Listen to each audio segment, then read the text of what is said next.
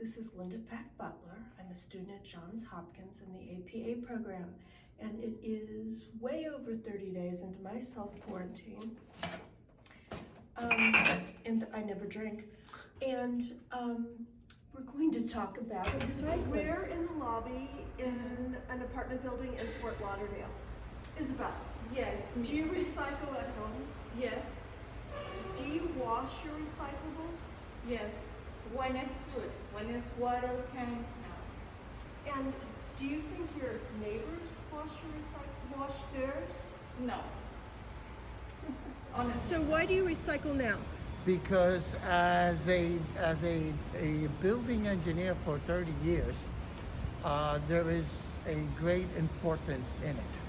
I truly believe in the recycling. I truly believe that it will help the world, the environment.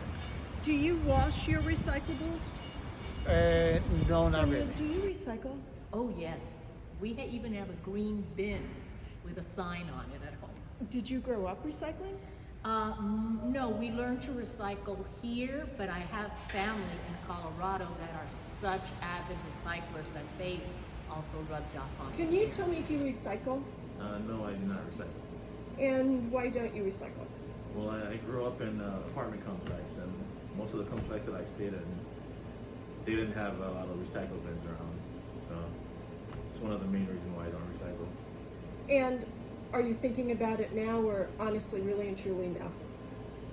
I am thinking about it because, again, like, I drink a lot of bottled water at home, and you know, if it's helping the environment by just tossing it in the recycle bins, you know, why not? Did you grow up recycling? No, I didn't. I'm from Argentina, so over there, there's the culture of recycling. It's just now starting. Why do you recycle? Because I believe it's better for the earth, and then I want my kids to grow up in a clean environment. And do you wash your recyclables? I do. What happens if you don't? Basically, it doesn't work. It's the same thing as throwing something that it's not recyclable into the recycling. You're recycling, you're cleaning. Do you think most of the recycling gets thrown out or gets recycled? That's a good one. I'll say thrown out. If you don't know, you should know that what happens to dirty recyclables is that they get pitched.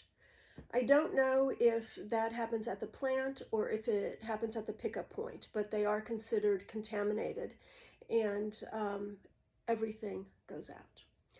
I did not know that countries had such completely different attitudes about recycling. I was surprised to learn that education and economics, I shouldn't have been surprised, but I was, affect one's ability to recycle, if it's even a possibility. And I also saw, as I'm sure you did, that the clearer one is about why one's recycling has a direct effect on how successful a recycler you are. On that note, I leave you with this story. When I was a kid, we had something called paper drives. You would collect newspapers, tie them up in string, bring them to school. Every grade would go into the gym with their papers, and they would be weighed. And the grade with the largest amount of poundage won.